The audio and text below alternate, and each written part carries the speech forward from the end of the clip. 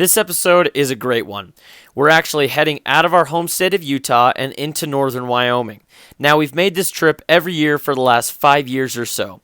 A while back, when we first started hunting, we decided that we were only going to eat meat that we had harvested ourselves. This means no more meat from the grocery store. And the only way we found to do this is by harvesting multiple antelope and deer does from Wyoming every year. However, this year, it wasn't the mule deer we were after, it was the whitetails. Wyoming has a deer population of over 400,000 deer. However, the whitetails are just a small fraction of that. So, we knew going into this it wasn't going to be easy.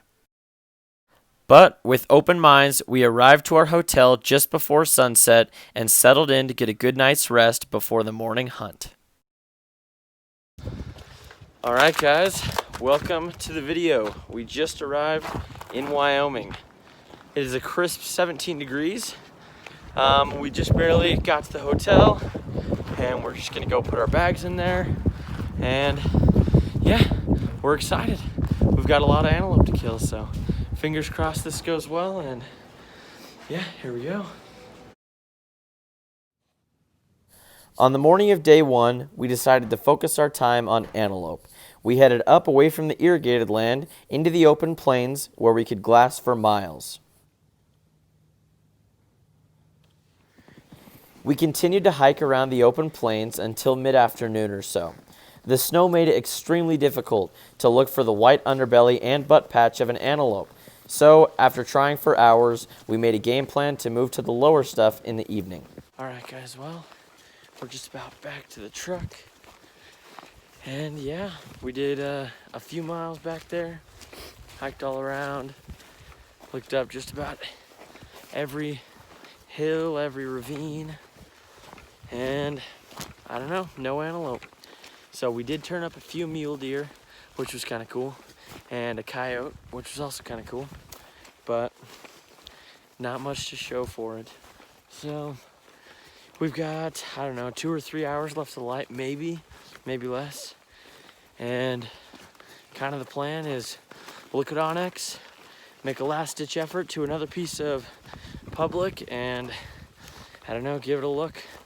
Hope that there's something out there feeding for the evening or something. I don't know. Oh well, trying to keep the spirits high.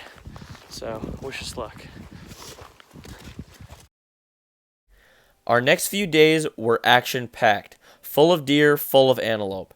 However, they seem to all be down lower on the irrigated land. One of the main problems with this unit is that there was only 16% public land. This gave us almost no area to hunt. We didn't have permission on any private land, and in this particular unit, the private landowners were unfriendly. They had seen this before, they'd seen hunters, and they didn't want anything to do with them. So searching for public land was a problem. Luckily, we had Onyx so that we could accurately identify where public land ended and where private land ended. But still, it was a tough hunt. Not to mention the 40-mile-an-hour howling winds that dropped the temperature well below freezing. This made it super difficult to glass and super difficult to get out and put a stock on anything. Despite the weather and despite the lack of public land, we were still able to get up close on some of these giant toms and some of these cool whitetail bucks, which was definitely a first for us. We soon found ourselves on day 5 of this hunt, and our coolers were empty. We had nothing to show for it.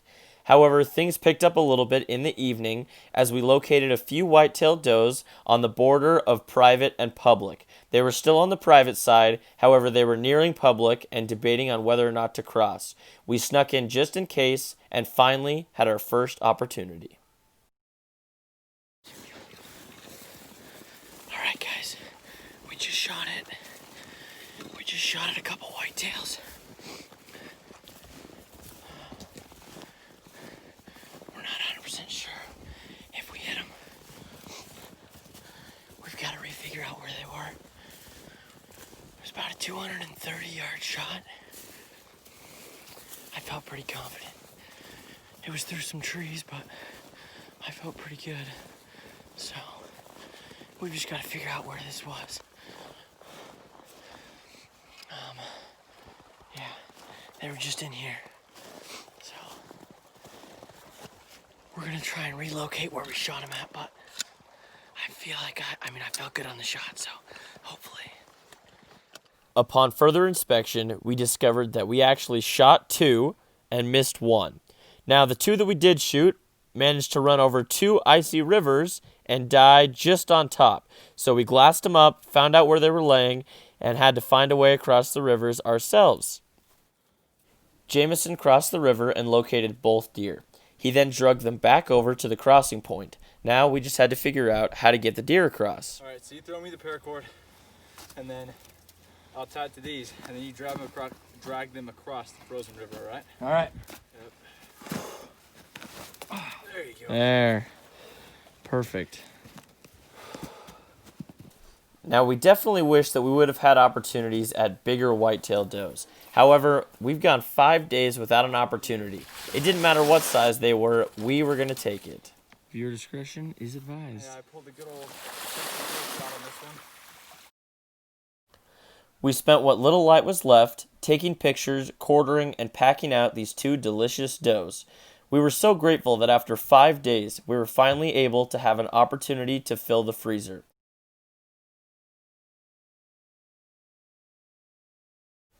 We woke up on day 6 and we were ready to give this one last shot. I hadn't shot a whitetail yet and we had to go home in just a couple hours. Our only play was to go back to the exact same spot where we were at last night and see if they might cross from private to public one more time. To my disbelief, we watched a lone mature doe hop the fence and do the exact same thing as the night before. We quickly but stealthily made our way over there and tried to close the distance. Finally, I ranged her at 354 yards. I dropped my pack to use as a rest, got in the prone position, and set up for the shot. What's the range, Jane? What's the range? What? 350. I put it right on its back. What is it? 350. Okay, where's Cheyenne? Right on its back. You think so? Can you tell me the animal? Jane, Let us know when you're ready. you're on the deer? That's good. Your eye on his back? Yep. Right on its back. Okay, you look ready? Breathe. Hold it on his back or right above?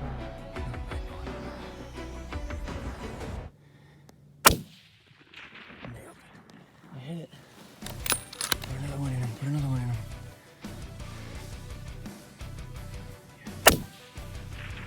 There you go. Nailed it. Shot it. Yeah, shoot it again. Shoot it again. Again. Good job, Stan. Nicely done. Yes. Yeah.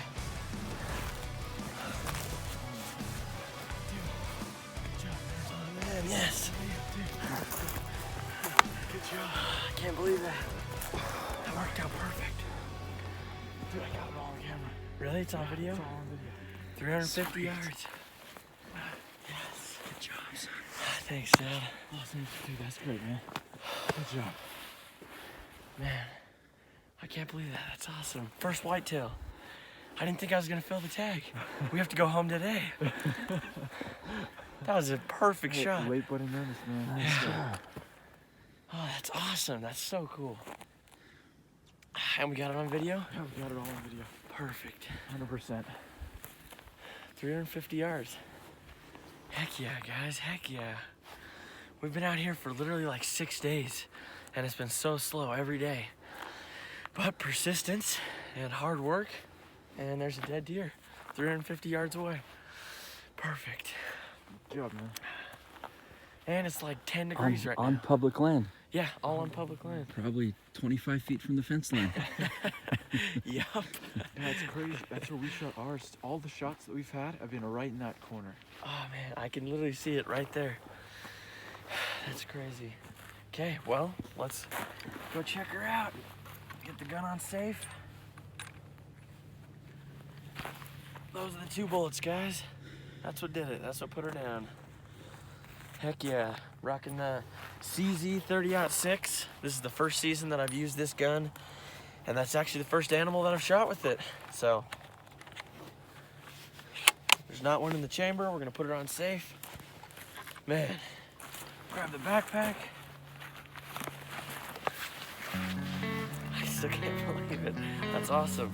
And hey, it may just be a doe, but we're just out here for the meat. So, there you go.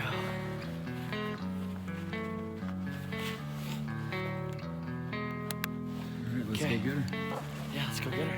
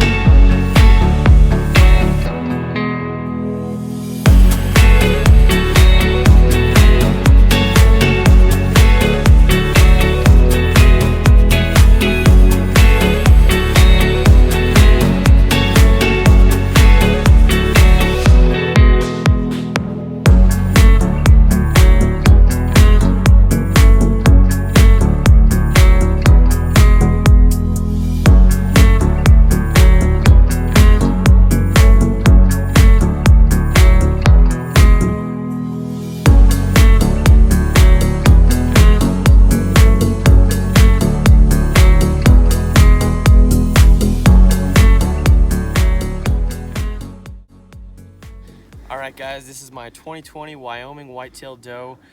We came out here, we've each got 1 white-tailed doe tag. Jameson and my dad filled their tags last night. I had an opportunity at a big one like this, but couldn't make it happen. And as you can see this morning, made a comeback, and yeah, we've got a whitetail on the ground. So this is my first whitetail ever. Like I said, we're really just out here for the meat. I mean, the antlers are always just extra, so I'm super happy to harvest this doe. As you can see, she's super healthy, and yeah, couldn't be more thrilled. Make sure you guys go over to onerategear.com and check out their camo. We've been using this camo for a few years now, and we absolutely love it, especially here in Wyoming and in deserty areas like that. It blends in so well, it's not even funny. And while you guys are at it, make sure you go check out keroutdoors.com. That's our website. We're selling merchandise and things like that. And if you guys appreciate what we do, make sure you guys go support us there and pick yourself up a hat or a hoodie or a shirt or something like that. But yeah, other than that, we are gonna get her cut up and go from there. We harvested every scrap of meat possible off of this beautiful white-tailed doe. And although we've taken from Wyoming this year, we've also given back. Hunters are the #1 contributors to conservation. Many people don't realize this, but without hunters, there probably wouldn't be as many animals at all.